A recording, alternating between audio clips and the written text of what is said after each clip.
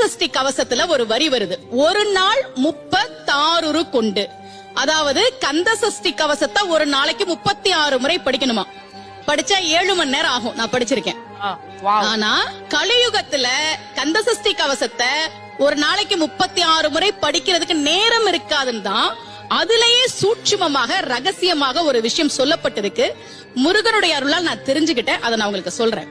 ரவண பவச ரரரரரரா ரிவண பவச ரிரிரிரிரிரி, இதுக்கெல்லாம் என்ன அர்த்தம் நான் தேடி தேடி தேடி முருகன் அருளால் தெரிஞ்சுக்கிட்டேன். சரவண பவ முருகனுக்கான மந்திரம். இத 6 முறை சொல்லணும். இப்ப சாவ தூக்கி பின்னாடி போட்டீங்கன்னா ரவண பவச, அத 6 முறை சொல்லணும். இப்ப ராவ தூக்கி பின்னாடி போட்டா வனப வசர, வாவ தூக்கி பின்னாடி போட்டா நபவ சரவ, இப்ப நாவ தூக்கி பின்னாடி போட்டா பவ சரவண, பாவ தூக்கி பின்னாடி போட்டா வசர வனப.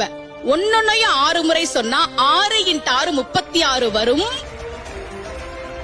இப்படி சொன்னால் 5 நிமிஷத்துல சொல்லிடலாம். கந்த சஷ்டி கவசத்தை 36 முறை சொன்ன பலன் கிடைக்கும்.